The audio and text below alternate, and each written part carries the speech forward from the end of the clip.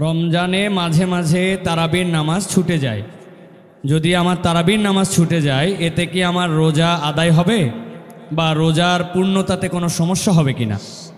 ভাইরা আমার, রমজান মাসে তারাবির নামাজ না পড়লে আমরা অনেকে মনে করি যে তার রোজাতে বোধহয় অসুবিধা হবে।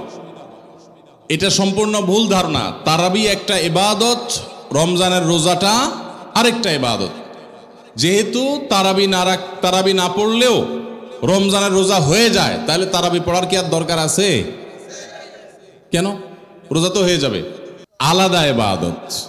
রোজা রাখা একটা ইবাদত, তারাবি পড়াটা আরেকটা ইবাদত। নবী করিম সাল্লাল্লাহু আলাইহি সাল্লাম একই হাদিসে দুটি কথা বলেছেন, মান কামা রমাদানা ঈমানান ওয়া ইহতিসাবান গুফিরা লাহু মা তাকাদ্দামা মিন যামবি। একই হাদিসে বলেছেন, মান সামা রমাদানা ঈমানান ওয়া ইহতিসাবান গুফিরা লাহু মা তাকাদ্দামা মিন যামবি।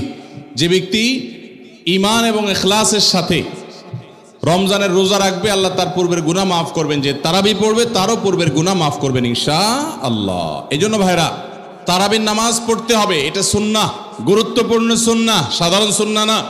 নবী সাল্লাল্লাহু আলাইহি সাল্লাম ছাড়েন নাই, সাহাবীরা ছাড়েন নাই। কোনো ওযর ছাড়া তারাবি ছাড়া যাবে না।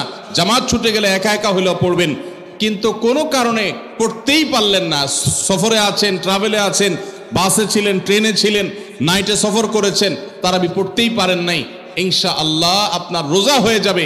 তাই বলে তারাবিকে অনেকে অবহেলা করেন আজকাল, যেটা তো সুন্নাত, না পড়লেই কি।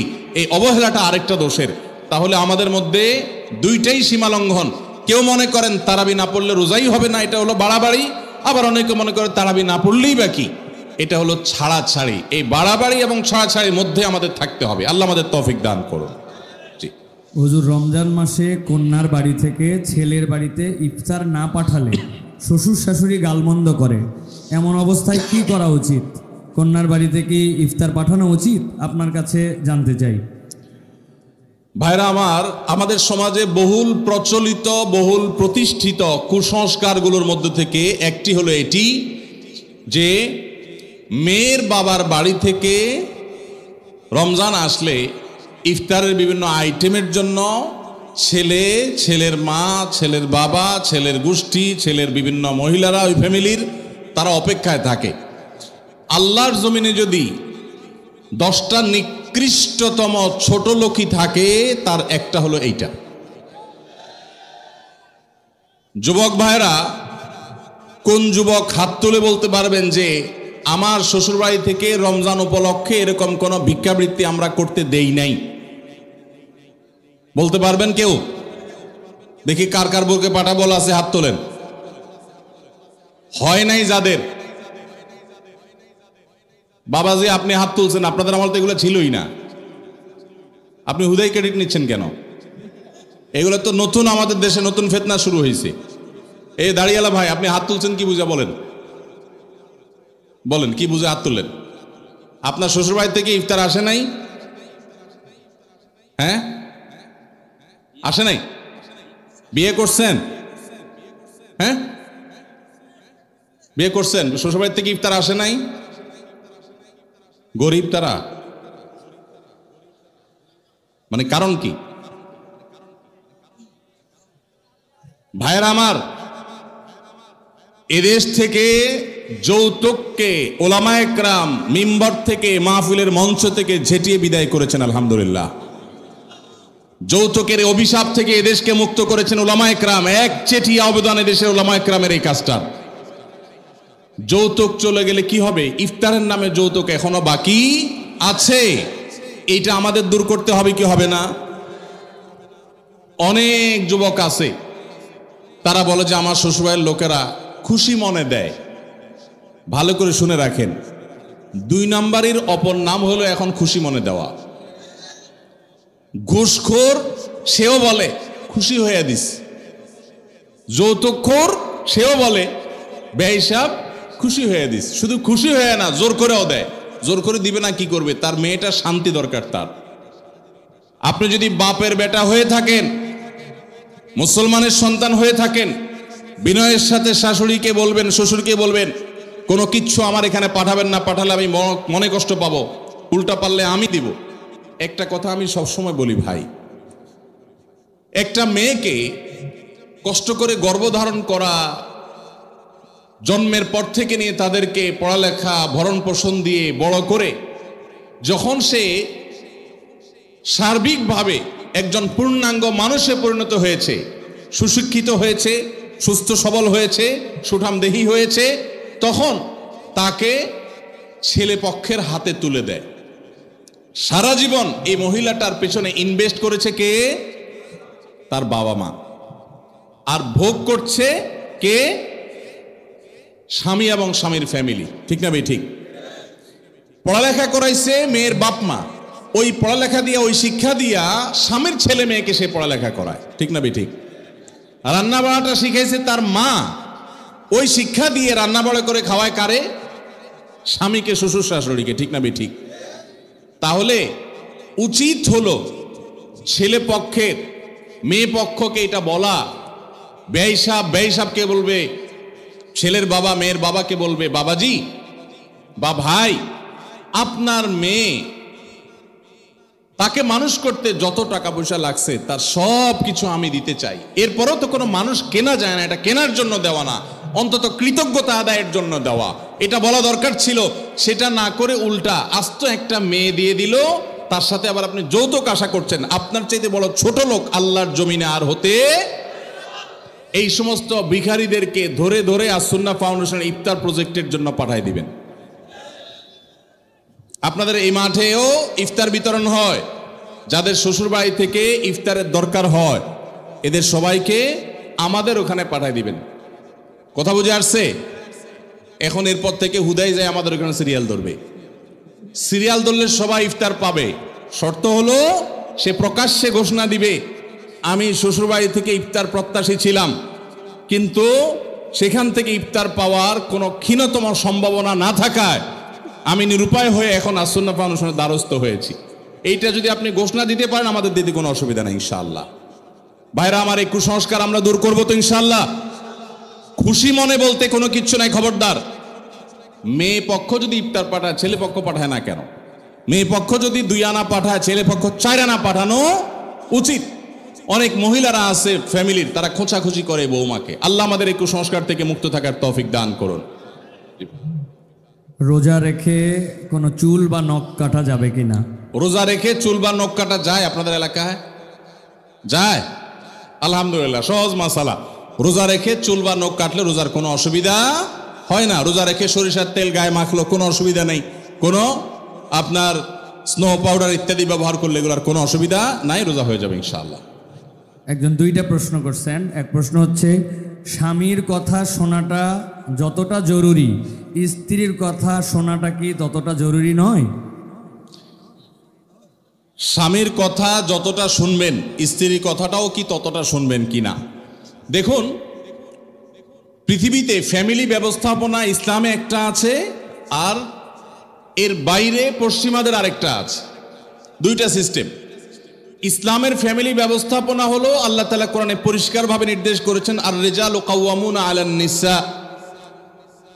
পুরুষদেরকে আল্লাহ রাব্বুল আলামিন নারীদের উপরে দায়িত্বশীল করেছেন, তাদেরকে আল্লাহ তাআলা অভিভাবক বানিয়েছেন।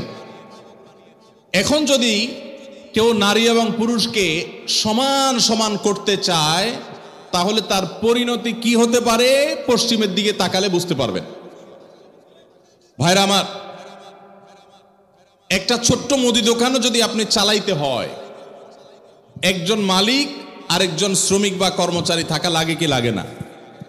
2জনই মালিক, সমান সমান শেয়ার, দুজনই দোকানটা পরিচালনা করে, দোকানটা ঠিক মতো চলবে?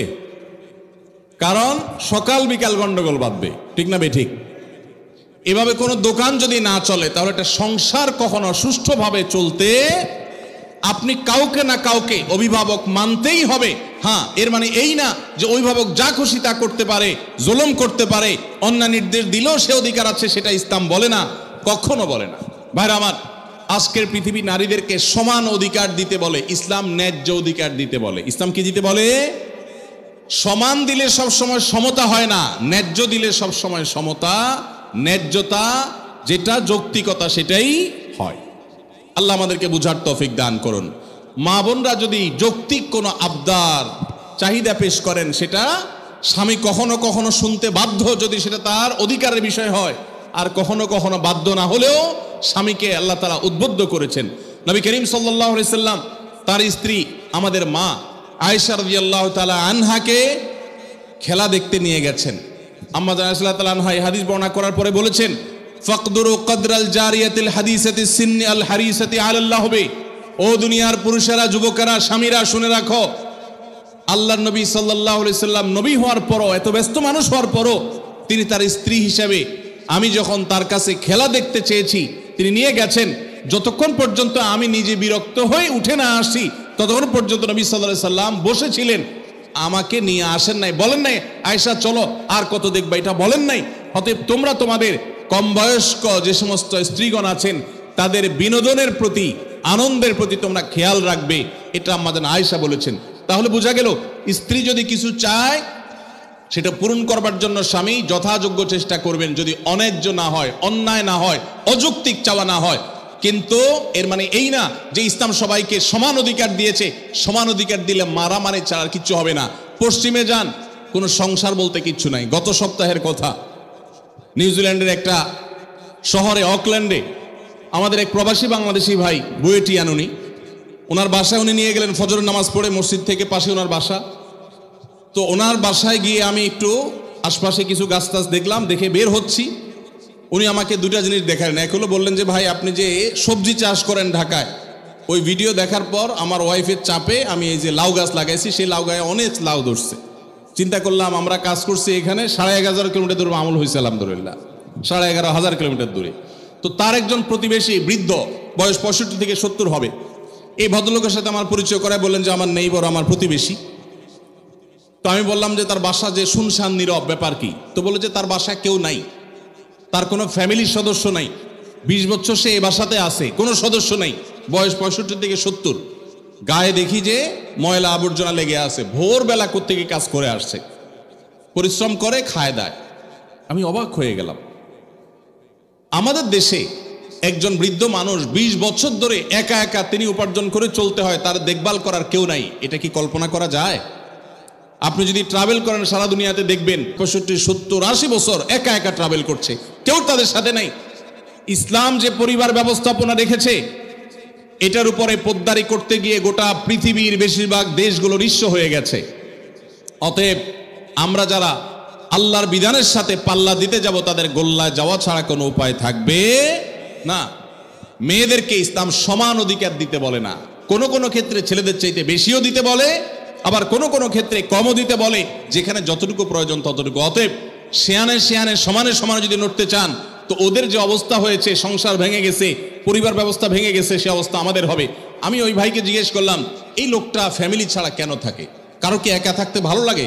তখন তিনি আমাকে বললেন ভাই সাদে থাকে না, এই জন্য ফ্যামিলি ছাড়া থাকে যে বইয়ের সাথে তো 2 দিনে বেশি 3 দিন বনবে না।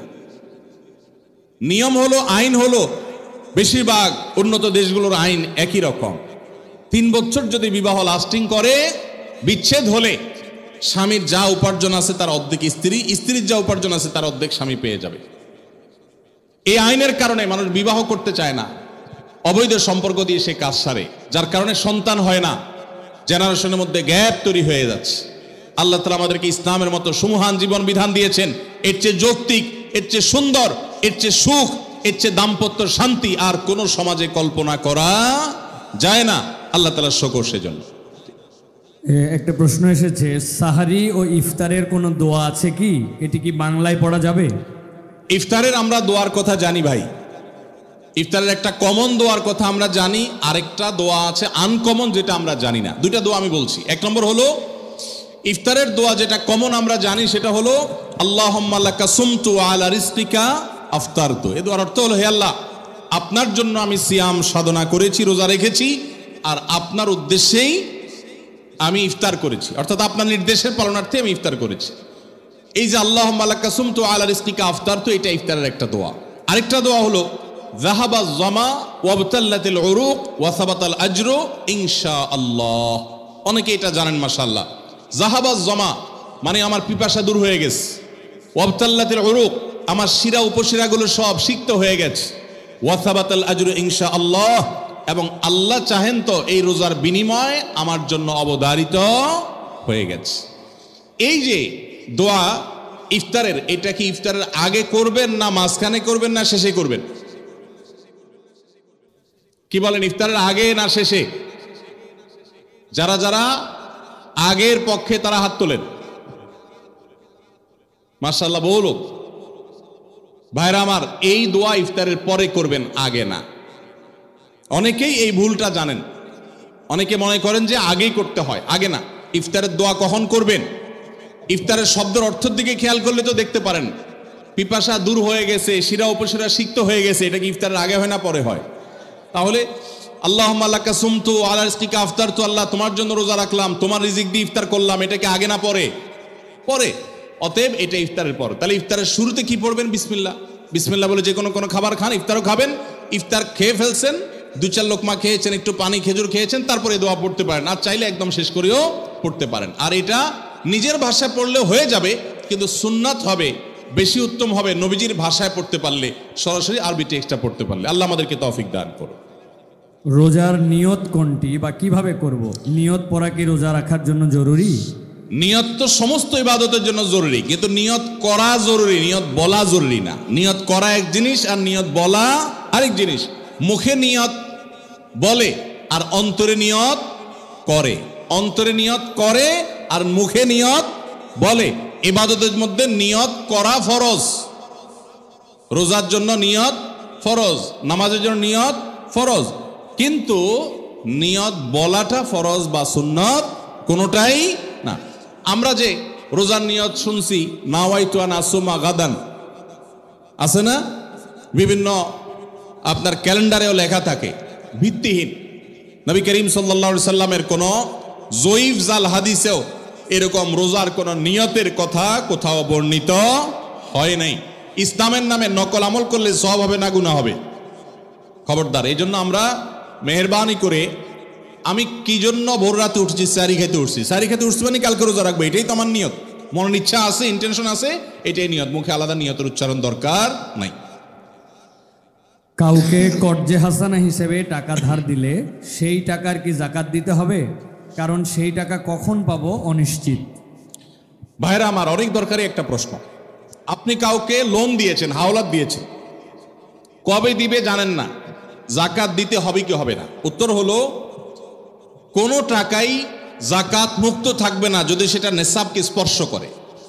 এখন ধরুন আপনি আমাকে 1 লাখ টাকা লোন দিয়েছেন, 1 লাখ টাকা কি নেসাব টাচ করে না করে না? করে। 85 গ্রাম রূপা কেনার মতো টাকা থাকলেই নেসাব হয়ে যায়। তো 1 লাখ টাকায় 85 গ্রামের বেশি রূপা কিনা যায়। অতএব এটা নেসাব। নেসাবের মধ্যে যেহেতু আছে, অতএব এই 1 লাখের জাকাত কাউকে না কাউকে দিতে হবে। এখন টাকাটা আমি লোন নিয়েছি আর উনি আমাকে লোন দিয়েছেন। এখন যদি বলেন যে আমার জাকাত দিতে হবে, তো আমি তো টাকার মালিকই না, টাকা তো ওনার। তো এই জন্য যিনি লোন দিবেন জাকাত তিনি দিবেন। এখন একটা প্রশ্ন হয়, ভাই এটা কোনো কথা হলো? বেচারা টাকা লোন দিছে, হাওলাত দিছে সওয়াবের আশা, আবার তার জাকাতও তার দেওয়া লাগবে, কেমন কথা? উত্তর হলো, ইমানদার লোন দিলে সওয়াব আছে না নাই? কিরকম সওয়াব ধারণা আছে? কে বলতে পারেন লোনের সওয়াব কি? কি সওয়াব বলেন তো? মাশাআল্লাহ মাশাআল্লাহ। এলাকায় মানুষ দেখা যায় বেশ কোরআন হাদিসের ইলম রাখেন। কোন কোন ক্ষেত্রে লোন বা হাওলাত দিলে দান করলে যে পরিমাণ সওয়াব হয় তার চাইতে বেশি সওয়াব হয়। এখন একটা প্রশ্ন ওঠে, এটা আবার কেমনে? দান করে দেওয়া মানে তো একসাথে দিয়ে দেওয়া, লোন দেওয়া মানে তো দিলাম আবার নেওয়ার জন্য, তো সওয়াব আবার বেশি কিভাবে হয়? সেটার ব্যাখ্যা হলো, ধরেন ওনাকে আমি 10 টাকা দান করলাম, ওনার দান দরকার, কিন্তু ওনার দানটা কেন দরকার? উনি এই 10 টাকা দিয়ে একটা কলা খাবে, যেটা আসলে তার এমন কোনো আহামরি প্রয়োজন নাই, এটা না খাইলেও তার চলে, পেট ভরা আছে। এখন কলা খাইতে মন চাইছে, টাকা নাই, আমি 10 টাকা তারে সাদাকা করলাম, দান করলাম। এই দানের চাইতে ওনার দরকার হলো লোন, এমন লোন যে লোন দিয়া তার জীবন রক্ষা হবে, কঠিন কোনো কাজ হবে। এখানে এই দানের চাইতে এই লোন দিলে সেটা সওয়াব আল্লাহর কাছে বেশি হবে। আরো বিভিন্ন ব্যাখ্যা হাদিসের আছে। এই জন্য ভাইরা, লোন যে দিবে সে তো সওয়াব পাবে, বিধায় জাকাত দেওয়ার কারণে তার যে টাকা কমতেছে এতে তার হারাবার কিচ্ছু নাই। এই জন্য তাকেই জাকাত দিয়ে যেতে হবে। এখন কথা হলো পাওয়ার সম্ভাবনা নেই, যদি এমন হয় যে পাওয়ার সম্ভাবনা, তাহলে জাকাত আপনাকে এখন দিতে হবে না, একসাথে পাইলে যে ক বছরে জাকাত দেন নাই সেগুলো দিতে হবে। আর যদি কখনো না পান তাহলে না দিলে কোনো গুনাহ হবে না। জি। একজন রোজাদারের জন্য রমজানের প্রতিটি দিনের আমলের রুটিন কি হবে, কিভাবে সে তার রোজা কাটাবে? মাশাআল্লাহ, আমাদের একটা নতুন বই বের হয়েছে এবার, সেটা হলো মাহে রমাদানের 27 আমল। এই যে বইটা একটা হাতের সামনেও আছে, মাশাআল্লাহ। এটা মূলত আমাদের একটা বক্তব্যের নির্যাস। এর আগে সোনাইমুড়িতে একটা বক্তব্যে আমরা মাহে রমজানের উপরে একটা গবেষণা করে 27টা আমল কোরআনের আলোকে বের করেছি, সেটা উপস্থাপন করেছি, পরে এটাকে বই আকারে আনা হয়েছে। এখানে রমজানে আপনি কি কি করবেন তার সবগুলোর তালিকা দেওয়া আছে। অতএব এটার আলোকে আপনি আমল করতে পারেন, চাইলে ভিডিও বক্তব্যটা শুনে নিতে পারেন। একবার সকাল থেকে রাত পর্যন্ত একটা সুনির্দিষ্ট রুটিনের মধ্য দিয়ে কাটাবেন, আর কিচ্ছু করতে পারেন না পারেন, শুধু একটা কথা বলে যাই, রমজান মাসে ফরজ রোজা রেখে অন্তত কোনো প্রকার হারাম কাজ, গুনাহের কাজ করবেন না। বাস এটুকু যদি করতে পারেন ইনশাল্লাহ আপনার রমজান সাকসেস। চেষ্টা করা যাবে না ইনশাল্লাহ? একটা কাজ যদি করতে পারেন আপনার রমজান ইনশাল্লাহ সফল। সেটা হলো ফরজ রোজা রাখলেন, 5 ওয়াক্ত নামাজ তো ফরজ পড়বেনই, ফরজ কাজগুলো করলেন আর গুনাহ থেকে বেঁচে থাকলেন, কোনো হারাম কাজ করলেন না, ঝগড়াঝাটি করলেন না, মিথ্যা বললেন না, চগলখড়ি করলেন না, গীবত করলেন না, কাউকে ঠকাইলেন না, 2 নম্বর কাজ করলেন না। এই গুনাহমুক্ত যদি রমজান কাটাইতে পারেন আপনার রমজান সাধনার সার্থক ইনশাআল্লাহ। আল্লাহ তৌফিক দান করুন। স্ত্রীর স্বর্ণের জাকাত কিভাবে দিবে? স্বামী নাকি স্ত্রী দিবে? স্ত্রীর যদি আয় রোজগার না থাকে কিন্তু স্বর্ণ আছে, তাহলে তার জাকাত কিভাবে আদায় করবে? ভাইরা আমার, স্ত্রীর স্বর্ণের জাকাত কে দিবে? স্ত্রীর স্বর্ণের জাকাত দিবেন যিনি স্বর্ণের মালিক। এখন প্রশ্ন হলো স্ত্রীর স্বর্ণের মালিক কে? কে বলে স্ত্রী? আপনি দিয়ে দিয়েছেন একসাথে? ঠিক আছে, এদিকে একবার বলছেন স্বামী, আমার ভাই মুফতি মোহাম্মদ আলী ভাই বলছেন স্ত্রী। ভাই উনি মুফতি মানুষ বলে ফেলছে, আমি কেমনে ওনারে ভুল বলি?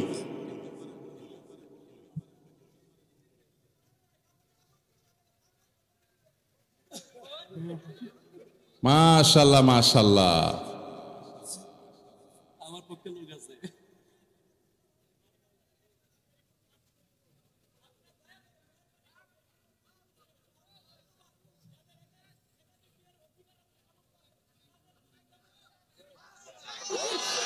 মাশাআল্লাহ।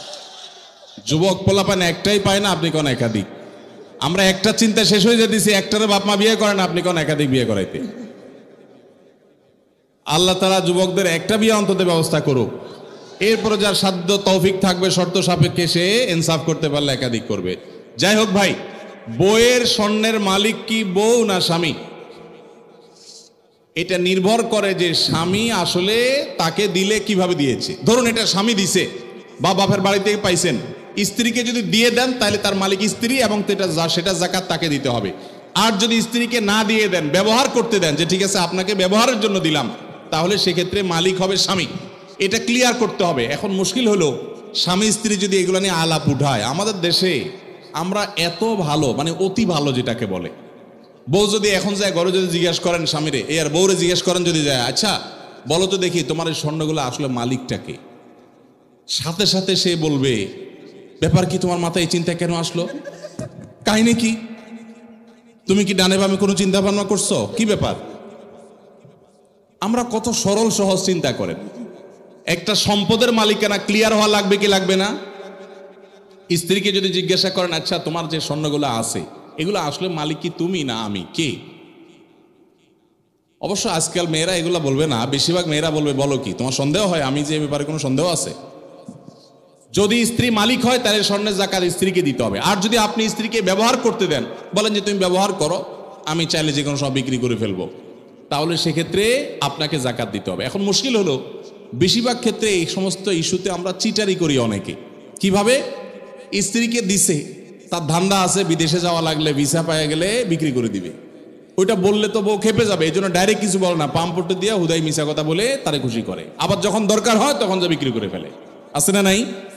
তো এই 2 নাম্বারই করা চলবে না, ক্রিস্টাল ক্লিয়ার হতে হবে। আরবিতে একটা প্রবাদ আছে, তাআমালু কালা জানিব ওয়া তাআশারু কালা কারিব। আর্থিক লেনদেন হবে অচেনা মানুষের মতো, আর সাধারণ আচার আচরণ হবে সবার সাথে চেনা মানুষের মতো। এই জন্য ক্লিয়ার করবেন। এখন প্রশ্ন হলো, স্ত্রী যদি স্বর্ণর মালিক হয় উনি কোত্থেকে জাকাত দিবেন? তার তো উপার্জন নাই। উত্তর হলো, তিনি প্রয়োজনে স্বামীর থেকে নিয়ে দিবেন। স্বামীকে রিকোয়েস্ট করে বলবেন তুমি আমারটা আদায় করো, যে কোনোভাবে করবেন, বা স্বর্ণের কোনো একটা অংশ সেল করবেন, কোনো না কোনোভাবে তাকে জাকাত আদায় করতে হবে। স্বর্ণের মালিক মানে তিনি ধনী, অতএব প্রয়োজনে স্বর্ণর কিছু অংশ বিক্রি করে হলেও তাকে জাকাত দিতে হবে। তবে স্বামী যদি আদায় করে জাকাত আদায় হয়ে যাবে, স্ত্রী যদি সেটা জানে যে উনি আদায় করছেন। জি। রমাদানে কখন দোয়া করলে দোয়া কবুল হয়? রমাদানে কি দোয়া কবুলের আলাদা কোনো সময় আছে কিনা? রমাদানে কখন দোয়া করলে দোয়া কবুল হয় ভাইরা? নবী সাল্লাল্লাহু আলাইহি সাল্লাম বলেছেন, সালাতুন লা তুরাদ্দু দাওয়াতুহুম, তিন ব্যক্তির দোয়া ফেরত দেওয়া হয় না। এর ভিতরে এক ব্যক্তি হলেন ওই ব্যক্তি যেই ব্যক্তিকে আল্লাহ তাআলা রোজা রাখার তৌফিক দিয়েছেন। as-সাইমু হাত্তা ইফতির, ইফতার রাখ পর্যন্ত রোজাদারের দোয়া কবুল হয়। কিন্তু স্পেশালি ইফতারের আগের টাইমটা দোয়া কবুল হয়, যে টাইমে আমরা ছোলা মুড়ি মিশানোতে ব্যস্ত থাকি, ওই টাইমটাতে দোয়া কবুল হয়। এই জন্য ছোলা মুড়ি যা মেশানো দরকার আগে মিশায়া সূর্য ডুবার আগে 10-15টা মিনিট মনোযোগ দিয়ে দোয়া করবেন ইনশাআল্লাহ। রমাদানে কিভাবে আল্লাহর কাছ থেকে ক্ষমা পাবো? গুনাহ মাফের সবচেয়ে বড় মাধ্যম কি? কিভাবে ক্ষমা চাইলে সব মাফ হয়? মেহেরবানি করে জানাবেন। ভাইরা আমার, ক্ষমা চাওয়ার জন্য আল্লাহর কাছে অনুতপ্ত হতে হবে, যে আল্লাহ যত গুনাহ করেছি আপনি মাফ করে দেন। তওবা করতে হবে, লজ্জিত হইতে হবে, অনুতপ্ত হইতে হবে। এরপরে কায় মনোবাক্যে অন্তর অন্তঃস্থল থেকে আল্লাহর কাছে দোয়া করতে হবে মাফ পাওয়ার জন্য। এবং বিশেষ করে সাহারির সময়, ভোর রাত, দোয়া কবুলের সময়গুলো বেশি বেশি করে দোয়া করে ক্ষমা চাইতে হবে, ক্ষমা নিতে হবে। ইফতারের আগ মুহূর্তটা এটা দোয়া কবুলের সময়, অতএব সেই মুহূর্তটা বিশেষভাবে দোয়া কবুল করতে হবে। দোয়া কবুলের যে শর্তগুলো আছে, হালাল উপার্জন, কায় মনোবাক্যে দোয়া করা, মনোযোগের সাথে দোয়া করা, চোখের পানি ফেলে দোয়া করা, সেগুলো করলে আশা করা যায় আল্লাহ তাআলা ক্ষমার দোয়াও কবুল করবেন। আমি একজন ট্রাক ড্রাইভার, আমার পরিবার এবং সন্তান আছে, কিন্তু আমার স্ত্রী আমার কথা শোনে না, আমার করণীয় কি? ভাইরা আমার, মা বোনরা স্বামীদের কথা না শোনা, স্ত্রীরা স্বামীদের কথা না শোনা, এটা একটা ব্যাধিতে পরিণত হয়েছে। পশ্চিমাদের মুখরোচক স্লোগানে আমাদের অনেক মুসলিম নারীরা বিভ্রান্ত হয়ে গেছেন। মনে রাখবেন, কোন নারী যত রকম ইবাদত বন্দেগী করুক, তিনি যদি স্বামীর সাথে সবসময় আড়াআড়ি করা, তাকে অমান্য করার মানসিকতা তার মধ্যে তৈরি হয়, তাহলে তিনি কখনো নেককার মুসলিম নারী হতে পারেন না। যে ভাই এই প্রশ্ন করেছেন তাকে বলবো, বিয়ের আগে এটা ভাবা দরকার ছিল যে এই মেয়ের মধ্যে আল্লাহর ভয় আছে কিনা। যদি কেউ মুত্তাকি হয়ে থাকে, সত্যিকারে মুসলিম হয়, আল্লাহ ভীরু হয়, তিনি কখনো স্বামীর অবাধ্য হতে পারেন না। কোনো বিষয় নিয়ে মনোমালিন্য হতে পারে, মতভিন্ন হতে পারে, কিন্তু তাই বলে অবাধ্য হওয়া যেটা বলে সেটা হতে পারে না। এখন এই বোনকে আপনি মোটিভেশন দেন, তাকে ভালো মুসলমান বানাবার চেষ্টা করেন। আপনার কথা শোনানোর চাইতে তাকে আল্লাহর আনুগত্য করেন, আল্লাহর আনুগত্যে আনেন। আল্লাহর আনুগত্যে আসলে সে স্বামীর কথা এমনি শুনবে ইনশাআল্লাহ। শেষ করি, মনে হয় সময় অনেক হয়েছে। ভাইদের চলে যাচ্ছে। আচ্ছা, শেষ প্রশ্ন। জি। পরিচিত এক হিন্দু বোনের প্রশ্ন, যে সন্তানটা মুসলিম বাবা মার ঘরে জন্ম হয় সে সাধারণত মুসলিম হিসেবে জীবন অতিবাহিত করে, আর যে সন্তান হিন্দু বাবা মার ঘরে জন্ম নেয় সে সনাতনী ধর্মে দীক্ষিত হয়। এতে মানুষের তো কোনো হাত নেই, স্রষ্টার চাওয়াতেই তো সে হিন্দু ঘরে জন্ম নিয়েছে। মুসলমান না হলে তাকে কেন জাহান্নামে যেতে হবে? তার জন্য ধর্মান্তরিত হওয়া কি সহজ কথা? ঠিকানা দেবিদ্বার, কুমিল্লা। ধন্যবাদ। যেই হিন্দু বোন প্রশ্ন করেছেন সেই বোনকে আমি বিনয়ের সাথে বলতে চাই, আল্লাহ রাব্বুল আলামিন আমাদের প্রত্যেককে বিবেক দিয়েছেন। যাকে আল্লাহ বিবেক দেন নাই, যিনি মানসিকভাবে সুস্থ নন, সেই লোকটা এই জবাবদিহিতার আওতায় নাই। আল্লাহ যাকে সুস্থ বিবেক দিয়েছেন তাকে তার বিবেক সত্যের প্রতি অনুসন্ধান করার, সত্যের পথ খুঁজে বের করার শক্তি সামর্থ্য দিয়েছেন। এটা ঠিক যে মুসলিম পরিবারে জন্মগ্রহণ করার কারণে একজন শিশু একটা অ্যাডভান্টেজ পায় ইসলাম গ্রহণ করবার জন্য। একজন শিশু তিনি অন্য ধর্মাবলম্বী মা বাবার ঘরে জন্মগ্রহণ করার ফলে সে এই অ্যাডভান্টেজটা পায় না, এটা ঠিক। কিন্তু আল্লাহ যে তাকে বিবেক বুদ্ধি দিয়েছেন, সেই বিবেক বুদ্ধি খরচ করা তার কর্তব্য। তার কাছে ইসলামের দাওয়াত যদি পৌঁছে থাকে, ইসলাম যে একমাত্র সত্য ধর্ম, সেই আহ্বান যদি পৌঁছে থাকে, আল্লাহ কোরআনে বলেছেন ইন্নাদ-দীনা ইনদাল্লাহিল ইসলাম, ইসলাম হলে আল্লাহর কাছে একমাত্র মনোনীত দিন। আল্লাহ বলেছেন ওমান ইয়াবতাগি গায়রাল ইসলামি দীনান ফালান ইউকবালা মিনহু, যে ব্যক্তি ইসলাম ছাড়া অন্য কোনো ধর্মকে দ্বীন হিসাবে গ্রহণ করবে সেটা আল্লাহর কাছে অ্যাকসেপ্ট হবে না। এই যে অ্যাকসেপ্টেড হবে না দিন ছাড়া অন্য, ইসলাম ছাড়া অন্য কোনো কিছু, এই দাওয়াত পৌঁছার পর তার দায়িত্ব হয় তার বিবেককে খরচ করা, এটা আসলেই সত্য দিন কিনা সেটা অনুসন্ধান করা। সে এতটুকু যদি না করে তাহলে সে তো আল্লাহর কাছে দায়ী হবে। হ্যাঁ, যেটা আপনি বলেছেন যে অমুসলিম পরিবারে জন্মগ্রহণ করে ইসলাম গ্রহণ করা কি সহজ কাজ? না, সহজ কাজ না, কঠিন কাজ। আর এই কঠিন কাজের জন্যই তো তার বিনিময় এত বেশি যে সে যত পাপ করেছে আল্লাহ তাআলা এই কঠিন কাজটা করার কারণে তার সব মাফ করে দিবে। আল ইসলামু ইয়াহদিমু মা কানা ক্বাবলাহু, ইসলামের আগে সবগুলো আল্লাহ তাআলা মাফ করে দিবেন, কারণ সেই কঠিন কাজটা করেছে। মুসলমানকে তো এরকম আল্লাহ তাআলা তার পুরো প্রোফাইল ডিলিট করে দেওয়ার মতো কথা বলেন নেই। এটা নতুন ইসলামে যারা আসবেন তাদের জন্য রয়েছে। আর যারা খ্রিস্টানদের সম্পর্কে আল্লাহ বলেছেন আহলে কিতাবদের সম্পর্কে যে তারা যদি ইসলামে আসে তাদেরকে ডাবল সওয়াব আল্লাহ তাআলা দিবেন, কষ্ট হবে, ফ্যামিলির বিরুদ্ধে তাকে যেতে হবে। এই জন্যই তো আল্লাহ তাআলা এই রিওয়ার্ডগুলো তাকে দিচ্ছেন। আল্লাহ আমাদের সবাইকে হেদায়েত লাভ করার তৌফিক দান করুন। কাউকে আল্লাহ তাআলা মুসলিম বাবা মার ঘরে জন্মগ্রহণ করিয়ে অ্যাডভান্টেজ দিয়েছেন, কাউকে আল্লাহ তাআলা মুসলিম সোসাইটির মধ্যে রেখে অ্যাডভান্টেজ দিয়েছেন, কাউকে আল্লাহ বিবেক বুদ্ধিতে শার্প রেখে তাকে অ্যাডভান্টেজ দিয়েছেন। অ্যাডভান্টেজ সবাই কম বেশি পাচ্ছে, তবে আমাদের কাছে শুধু নিজেদের দুর্বলতাটাই চোখে পড়ে। আল্লাহ আমাদেরকে হেদায়েতের পথে পরিচালিত করুন, বলুন আমিন। স্বামী আদেশ করলেই কি? ভাই আপনারা উঠা বসা করেন না, একটু বসেন, আমরা আর কয়েকটা প্রশ্ন উত্তর দিয়ে শেষ করবো ইনশাআল্লাহ। জি, স্বামী আদেশ করলেই কি শ্বশুর শাশুড়ির সেবা করতেই হবে? সেবা করতে গিয়ে অনেক সময় আমি অসুস্থ হয়ে যাই, এক্ষেত্রে ইসলাম কি বলে? ভাইরা আমার, স্বামী যদি আদেশ করে যে আমার বাবা মার খেদমত করো, এখন বোনের প্রশ্ন হলো আমি অসুস্থ হয়ে গেলেও কি স্বামীর সে নির্দেশ মানতে হবে কিনা? উত্তর হলো না। যদি এই পর্যায়ের হয় যে আপনি শ্বশুর শাশুড়ির সেবা করতে গিয়ে আপনি সুস্থ না থাকেন, এই পর্যায়ের আপনার সেবার প্রশ্ন আসে, তো আপনি নিজেকে অসুস্থ করে ফেলে তারপরে শ্বশুর শাশুড়ির খেদমত করতে হবে, এত কঠিন নির্দেশ ইসলাম আপনাকে দেয় নাই। তবে এ জাতীয় ইস্যুতে আমি অনুরোধ করব, কোনো ভালো বিচক্ষণ বিদগ্ধ আলেমের কাছে দেখা করে উভয়ের পরিস্থিতি পর্যালোচনা করে অ্যাসেসমেন্ট করিয়ে তারপর সমাধান নেওয়ার চেষ্টা করবেন। কারণ এখানে আপনার কাছে যেটাকে মনে হচ্ছে বাড়াবাড়ি, আদতে সেটা খুব নর্মাল বিষয় হতে পারে। এই জন্য তৃতীয় পক্ষের কারোর সহযোগিতা নিলে সেটা সবচেয়ে ভালো হয়। এই প্রশ্নোত্তরের সংক্ষিপ্ত সেশনে আমরা অল্প কথা উত্তর দিয়ে গেলে আপনার ভুল বোঝার সম্ভাবনা আছে। সেজন্য কোনো দক্ষ আলেমের কাছে, বিচক্ষণ ইমাম সাহেবের কাছে গিয়ে দুজন মিলে তারপরে পুরো অবস্থা জানাবেন। শরীয়ত মৌলিকভাবে মেয়েদের জন্য শ্বশুর শাশুড়ির খেদমত করাকে ফরজ ওয়াজিব করে নাই, কিন্তু স্বামীর প্রতি তার যে শ্রদ্ধা ভালোবাসার দাবি আছে, সেই দাবি থেকে যে স্বামীটা সারাদিন আমার সংসার সন্তানের উন্নতির জন্য কষ্ট করে, সেই স্বামীটার অগোচরে তার উপরে কর্তব্য তার বাপ মার সেবা করা। তিনি যেহেতু আমার কাজে গেছেন, আমি তার জন্য একটু হেল্প করলাম, তার হয়ে একটু কাজ করলাম। তাছাড়া মা বাবার মতো বয়সী মানুষ তারা যখন আশেপাশে তাদের সেবা করার মানসিকতা থাকা দরকার। কিন্তু সেই সাথে এটাও ঠিক যে আমাদের সমাজে অনেক শ্বশুর শাশুড়ি আছে আস্ত জোয়ান তাগড়া সুস্থ সবল, এরপরও সে আশা করে বসে থাকে বৌমা সব করে দিবে। এটা খুব বাজে একটা অভ্যাস। অনেক শ্বশুর শাশুড়ি আছে তারা মনে করে বৌমা ঘরে আসছে মানে হলো কাজের মেয়ে ঘরে আসছে, অতএব আমাদের এটা বাই ডিফল্ট পাওনা হয়ে গেছে। এটা খুবই বাজে একটা উদাহরণ। শ্বশুর শাশুড়িদেরও আল্লাহর কাছে বিচার আছে, তারা জুলুম করলে, সীমালঙ্ঘন করলে তাদেরও দায় আল্লাহ তাআলার কাছে থাকবে। নিজের মেয়েটা তাকে দিয়ে কোনো কাজ করায় না, আরেক ঘরের মেয়ে আসছে তাকে দিয়ে সারাদিন গাদা খাটনি করা, এটা জুলুম। অতএব জুলুমও করা যাবে না। আবার বোনরা শ্বশুর শাশুড়িদেরকে ইগনোরও করবেন না। আল্লাহ তাআলা আমাদেরকে আল্লাহর নির্দেশকে যথাযোগ্যভাবে মানার তৌফিক দান করুন। বেনামাজি মানুষ মৃত ব্যক্তিকে গোসল করাতে পারবে কিনা? মৃত ব্যক্তিকে বেনামাজি গোসল করাইলে গোসল হয়ে যাবে, কোনো অসুবিধা হবে না। তবে সন্দেহাতীতভাবে এটা মুসলমানদের কর্তব্য। কোনো এলাকাতে কেউ মারা গেলে যারা দিনদার মুসলমান তারা তাকে কবরস্থ করবে এবং তার দাফন কাফনের ব্যবস্থা করবে। কোনো বেনামাজি করলেও আদায় হয়ে যাবে ফরজটা সবার পক্ষ থেকে ইনশাআল্লাহ। বিভিন্ন অ্যাপ ব্যবহার করার কারণে বিভিন্ন পয়েন্ট দেওয়া হয়ে থাকে, এইসব পয়েন্ট ব্যবহার করে বিভিন্ন অফার নেওয়া জায়েজ হবে কিনা? ভাইরা আমার, যদি কোনো অ্যাপস ইউজ করলে আপনাকে পয়েন্ট দেয়, সেই পয়েন্ট আপনি এক্সচেঞ্জ করে কোনো সুবিধা নেন, কোনো টাকা পয়সা পান, এটা জায়েজ হবে এই শর্তে যে সেই অ্যাপটা যদি হারাম কিছু না হয়, সেটা ব্যবহার করলে যদি কোনো গুনাহের কাজ না হয়, তাহলে আপনি এটা করতে পারেন।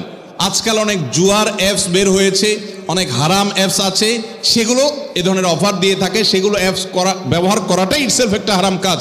অতএব সেখান থেকে পয়েন্ট নিয়ে উপার্জন করলে সেটা হারামই হবে। অতএব আপনি কোন অ্যাপস ব্যবহার করছেন আর কি পয়েন্ট দিচ্ছে আপনাকে, সেটা হলো দেখার বিষয়। বাথরুমে ওযু করার বিধান কি? একটা মোস্ট কমন প্রশ্ন, বাথরুমে ওযু করার বিধান কি? ভাইরা আমার, বাথরুমের ভেতরে কমোড বা প্যান, এটার সাথে আপনার ওযুর যে টেপ বা বেসিন, এটার যদি কোনো পার্থক্য না থাকে, অর্থাৎ মাঝখানে কোনো আড়াল বা ব্যবধান না থাকে, তাহলে এই জায়গায় অজু না করে অজুটা বাহিরে কোনো ট্যাপে করা উত্তম। কেন? কারণ অজুর একটা গুরুত্বপূর্ণ সুন্নাহ হলো বিসমিল্লাহ পাঠ করা। টয়লেটের মধ্যে বিসমিল্লাহ পাঠ করাটা মাকরুহ। টয়লেটে বিসমিল্লাহ পাঠ করা কি মাকরুহ। যেহেতু মাকরুহ, অতএব হয় আপনি বিসমিল্লাহ ছাড়া অজু করবেন, তাহলে অজুটা একটু ত্রুটিপূর্ণ হলো, আর না হলে বিসমিল্লাহ জোরে পড়বেন, তাহলে আপনি মাকরুহ করলেন। এই জন্য বাথরুমের বাইরে বিসমিল্লাহ পড়ে অজু করবেন। পাও ধোয়াটা বেসিনে ধোয়ার ব্যবস্থা নাই, ভিতরে যায় ধুলেন, বাস, তাহলে হয়ে গেল। আর যদি বাহিরে কোনো বেসিন না থাকে, কোনো টেপ না থাকে, তাহলে টয়লেটের ভিতরেই অজু করতে পারবেন, কিন্তু বিসমিল্লাহটা মনে মনে বলবেন। আর যদি নিজের বাসা হয়, তাহলে সেক্ষেত্রে মাঝখানে পার্টিশন দিয়ে দিলেন কমোড এবং অজুর, অথবা আজকাল প্লাস্টিকের পর্দা পাওয়া যায়, সেগুলো দিয়ে দিলেন, তাহলে ইনশাআল্লাহ আপনার সেখানে বিসমিল্লাহ বলতে কোনো অসুবিধা নাই। টয়লেটের ভিতরে যদি কেউ অজু করে, অজু হয়ে যাবে, নামাজও হয়ে যাবে, কিন্তু উত্তম হলো বাহিরে করা। জি। কাউকে যদি কালো জাদু করা হয়, ব্ল্যাক ম্যাজিক করা হয়, তাহলে আমরা বুঝতে পারবো কিভাবে, এবং এই কালো জাদু থেকে বাঁচার উপায় কি? কোনো আলেমের কাছে যেতে হবে নাকি নিজে নিজে আমল করলেই চলবে? ভাইরা আমার, কাকে কালো জাদু করা হয়েছে, কাকে করা হয় নাই, এটা বোঝাটা খুবই সিম্পল এবং খুবই সহজ একটা ব্যাপার।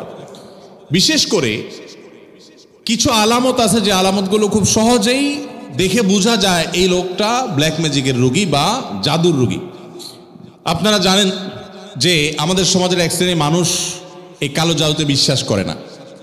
যদি কেউ কোরআনের জীবন্ত মুজিজা আর অলৌকিকত্ব দেখতে চায়, তাহলে সে কালো জাদুগ্রস্ত রোগীর মধ্যে কোরআনের আয়াত দিয়ে যে ট্রিটমেন্ট করা হয়, এটা দেখে সে আল্লাহর কুদরত দেখতে পাবে, কোরআনের মিরাকল দেখতে পারে।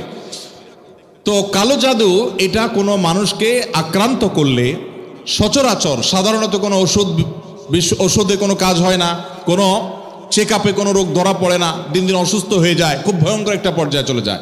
একটি বর্ণনা আছে, কালো জাদু এটা মানুষকে কবর পর্যন্ত আর ওঁটকে পাতিল পর্যন্ত নিয়ে যায়, তার মানে শেষ করে ফেলে দেয়, নানা রকমের ক্ষতিগ্রস্ত মানুষকে করে। এবং আজকাল আপনারা দেখেছেন অনেকেই বিভিন্ন ফুটবল টিমের ভালো ভালো খেলোয়াড়দেরকে কালো জাদু করা হয়, এবং এগুলো নিয়ে ইন্টারন্যাশনাল মিডিয়াগুলোতে বেশ ফলাও করে আপনার নিউজ প্রকাশ করা হয়, এবং সমস্ত দুনিয়াতে মানুষের কাছে যেটা ওপেন সিক্রেট এখন, যে বড় বড় খেলোয়াড়দেরকে ব্ল্যাক ম্যাজিক করা হয়, এবং সেটার যে প্রভাব হয় সেটাও মানুষের কাছে দিনের আলো মতো পরিষ্কার। তাহলে আমার বুঝতে অসুবিধার কথা, বরং কোরআন যেটার কথা বলেছে সেটা বাস্তবায়ন দেখতে পেরে আমার ঈমান আরো বেড়ে যাওয়ার কথা। কিছু মানুষ আছে যে কোনো রোগ ধরা পড়ে না, কিন্তু অসুস্থ হয়ে যাচ্ছেন, অস্বাভাবিক পর্যায়ে হয়ে যাচ্ছেন, এরকম বিষয়গুলো কালো জাদুর আক্রান্ত হওয়ার আশঙ্কা অনেক বেশি। ঠিক একইভাবে অনেকের অতিরিক্ত হাই আসে, অতিরিক্ত সীমাতিরিক্ত হাই আসে। হাই তোলাটা কিছু একটা লিমিটেশন আছে, যে এই পর্যন্ত হাই তোলা এটা স্বাভাবিক, কিন্তু যখন অস্বাভাবিক পর্যায়ে পর্যন্ত চলে যাবে, তখন সেটা কোনো কোনো ক্ষেত্রে ব্ল্যাক ম্যাজিকের রোগী হওয়ার আলামত থাকে। দিন দিন শুকায় যাওয়া, নানা রকমের পরিস্থিতি আছে। সবচেয়ে বড় পরীক্ষা করার উপায় হলো সূরা বাকারা সহ বিভিন্ন রুকিয়ার অ্যাপস চালু করে দিলে, ভিডিও চালু করে দিলে, তেলাওয়াত চালু করে দিলে, যদি এটা শোনার পরে অস্থির হয়, পেরেশান হয়, তাহলে এই লোকটার মধ্যে কালো জাদুর আশঙ্কা অনেক জোরালো, যে সে সহ্য করতে পারে না তেলাওয়াত। একজন সাদা মানুষ মুসলমান সহ্য করে, কিন্তু সে তেলাওয়াত বন্ধ করতে পারে, আজান সহ্য করতে পারে না। এরকম বিষয়গুলো সাধারণত ব্ল্যাক ম্যাজিক কাউকে করা হয়েছে তার একটা আলামত হয়। সবচেয়ে ভালো হয় ভালো কোনো রাকির কাছে গেলে তারা এটাকে অ্যাসেসমেন্ট করতে পারে বিভিন্নভাবে, এবং ধরা পড়ে যে তার কালো জাদু হয়েছে কি হয় নাই। আজকাল এই আপনার রাকিদের নামে অনেক লোকজন আছে যারা কবিরাজি করে, উল্টাপাল্টা পদ্ধতি করে, ভালো মানুষও কালো জাদুর রোগী বানায় দেয়। অনেকে আছে নাম, বাপের নাম বললে বলে দেয় যে জাদু করছে কি করছে না, এগুলো সবই বোগাস, এবং এগুলো কোনো সঠিক পদ্ধতি না। আমার পরিচিত একজন বলল যে আমার এক দাদা বহু আগে মারা গেছেন, তো এরকম এক কবিরাজের কাছে যা বললাম আমার দাদার নামে এটা, তার বাপের নামে এটা, দেখেন তো তার কোনো জাদু টাদু আছে কিনা। বলে হায় হায় রে, শেষ করে ফেলছি, তো আর বেশি দিন বাঁচবে না, অথচ উনি মরে শেষ। তো এরকম বন্ডামি ভাওতাবাজিও আছে। এই জন্য যারা কোরআন হাদিসের আলোকে রুকিয়া করে, ঝাড়ফুঁক করে, এরকম মানুষদের শরণাপন্ন হবেন। এই সমস্ত প্রশ্ন উত্তর দেওয়ার কারণে আমার কাছে সব ঝাড়ফুঁক নিতে আসে। আমি কোনো রাখি না ভাই, আমি নিজে অন্যদের কাছে ঝাড়ফুঁকের আমলটা নিতে হয়, অ্যাডভাইসটা নিতে হয়। ভাইয়ের আমার মনে হয় শেষ করা দরকার নাকি? আচ্ছা, শেষটা বলেন। আমার শ্বশুরবাড়ির লোকজন আমার স্ত্রীকে জোর করে আমার কাছ থেকে আলাদা রাখে, অথচ আমার স্ত্রী আমার সাথেই থাকতে চায়, এক্ষেত্রে আমার করণীয় কি? আপনার ও প্রশ্ন, ঠিক আছে ভাই।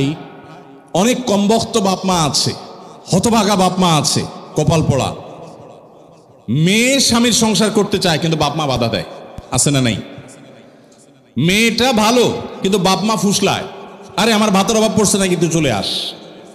এর মতো কপাল পড়া বাপ মা আর হতে পারে না। বাইরে আমার, বেশিরভাগ সংসারে স্বামী স্ত্রীর মধ্যে অশান্তি সৃষ্টি করে তৃতীয় পক্ষ। কারা করে? তৃতীয় পক্ষ। আমি এই জন্য বলি, সাক্ষাৎ শয়তান যদি দেখতে চান, একবারে আপাদমস্তক শয়তান, তাহলে স্বামী স্ত্রীর মধ্যে অশান্তি সৃষ্টি করার জন্য যে ভূমিকায় অবতীর্ণ হবে, এ হলো সাক্ষাৎ শয়তানের ভূমিকা অবতীর্ণ হয়েছে। কথাকে বুঝাতে পারছি? শয়তান সবচেয়ে খুশি হয় কোন কাজে জানা আছে আপনাদের? কোন কাজে সবচেয়ে বেশি শয়তান খুশি হয়? কোন সংসার ভেঙে দিলে, স্বামী স্ত্রীর মধ্যে বিচ্ছেদ হলে। আপনারা হাদিস শুনছেন, প্রসিদ্ধ হাদিস, শয়তান তার সিংহাসন পানির উপরে স্থাপন করে এবং শয়তান তার চেলাদেরকে ছেড়ে দেয়। চেলারা সারাদিন আকাম কুকাম করে সারাদিন অপকর্মের পরে ফিরে এসে তাদের দলনেতাকে বলে, আমি একজনকে খুন করিয়েছি একজনকে দিয়ে, আরেকজনকে দিয়ে একটা মিথ্যা বলিয়েছি, আরেকজনকে দিয়ে মাদকাসক্ত করিয়েছি, আরেকজনকে দিয়ে অমুক জেনা করিয়েছি। তখন শয়তান বলে, হ্যাঁ অবশ্যই কিছু না কিছু করেছ। কিন্তু যখন কোন শয়তান এসে বলে একজন স্বামী স্ত্রীর মধ্যে বিচ্ছেদ ঘটায় দিছি, তখন শয়তান বলে তুমি সবচেয়ে বড় কাজ করছো, সে সবচেয়ে বড় খুশি হয়। যে সমস্ত পুরুষেরা মহিলাদেরকে অথবা পুরুষদেরকে উস্কায়, দেখবেন যে অনেক মহিলাকে যায় অনেকে বলে, ভাবি আপনার মতো মানুষের সাথে ভাই রাগ করে কেমনে? মানে আপনার মতো এত ভালো, এত ভদ্র, এত রূপবতী মানুষটার সাথে রাগ করে যে কেমনে? এত পাষাণ সে কিভাবে হয়? বুঝবেন যে এই লোক হলো সাক্ষাৎ ইবলিস। ওই পুরুষ লোকটাকে যদি বলে যে ভাই আপনি তো রাজপুত্র, মাশাআল্লাহ, আপনার কপালে রাজরানী আসলেও কম হবে ভাই, তাহলে তার উস্কায় দিচ্ছে। তার মানে সে মনে মনে চিন্তা করবে, তাহলে আমার বউ এটা আমার জন্য আসলে মানায় না, আমি তাহলে এত বয়সী যোগ্য পুরুষ, তাহলে তার স্বামীর সাথে, তার স্ত্রীর সাথে তার দূরত্ব বাড়বে কি বাড়বে না? তাহলে এই যে পামপট্টিটা দিল, এই পামপট্টি দেওয়া লোকটা হলো সাক্ষাৎ ইবলিসের ভূমিকা অবতীর্ণ হয়েছে। অতএব খবরদার, স্বামী স্ত্রীর মধ্যকার অশান্তি সৃষ্টি করার জন্য কেউ তৃতীয় পক্ষের ভূমিকা রাখবেন না। এমন কি সেটা যদি বাপমাও যদি হয়, সে বাপমা আল্লাহর কাঠগড়ার আসামি হবেন। বহু ছেলেদের বাপ আছেন, ছেলেদের মা আছেন, শ্বশুর শাশুড়ি আছেন, বৌমার ব্যাপারে ছেলের কান ভারী করে দেয়, আছে না নেই? ছেলেটা থাকে বিদেশ, তার কানটা ঝালাফালা করে দেয়। এরা সবাই কিয়ামতের ময়দানে আল্লাহর কাছে আসামি হবে। খবরদার, এরকম কোনো ষড়যন্ত্র করা যাবে না। চেষ্টা করতে হবে স্বামী স্ত্রীর মধ্যে মনোমালিন্য হলে সেটাকে আরো দূর করে দিতে হবে, সেটা আরো দূর করে দিতে হবে। আল্লাহ আমাদেরকে তৌফিক দান করুন। মসজিদের ইমাম সাহেবরা যারা আছেন, ফ্যামিলি কাউন্সিলিং করবেন। এলাকাতে কোথায় স্বামী স্ত্রীর সাথে মনোমালিন্য চলছে, তাদের মধ্যে সালিসি করবেন, তৃতীয় পক্ষ হয়ে মিলাবার চেষ্টা করবেন, ভাঙার চেষ্টা করবেন না। আল্লাহ আমাদেরকে তৌফিক দান করুন। যে মা বাপ তার মেয়েকে ফুসলাচ্ছে স্বামী সংসার না করার জন্য, যৌক্তিক শরঈ কোনো কারণ ছাড়া যদি এটা করেন, তারা কবিরা গুনাহে লিপ্ত হোক। তারা মা বাপ সন্তানকে তারা আল্লাহর নির্দেশ থেকে বাহিরে তারা নিতে চাচ্ছে। ফ্যামিলি ব্যবস্থাপনা এবং দাম্পত্য জীবনের সুখ শান্তি ইসলামে খুবই গুরুত্বপূর্ণ বিষয়। আল্লাহ তাআলা আমাদেরকে বুঝার তৌফিক দান করুন। ভাইরা আমার, আলহামদুলিল্লাহ, দীর্ঘ সময় পর্যন্ত আপনারা অনেক কথা শুনেছেন। আর অনেক প্রশ্ন আমার কাছে ছিল, এই প্রশ্নের উত্তর ইনশাআল্লাহ বিদিল্লাহ আমরা অন্য কোথাও, বগুড়াতে পরশুদিন আমাদের প্রোগ্রাম আছে ইনশাআল্লাহ, সেখানে আমরা সর্বশেষ এবছরের প্রোগ্রাম ইনশাআল্লাহ, সেখানে আমরা উত্তর দেওয়ার চেষ্টা করব। আমরা যে সমস্ত কথা শুনলাম, জানলাম, বুঝলাম, আল্লাহ আমাদের সবাইকে আমল করার তৌফিক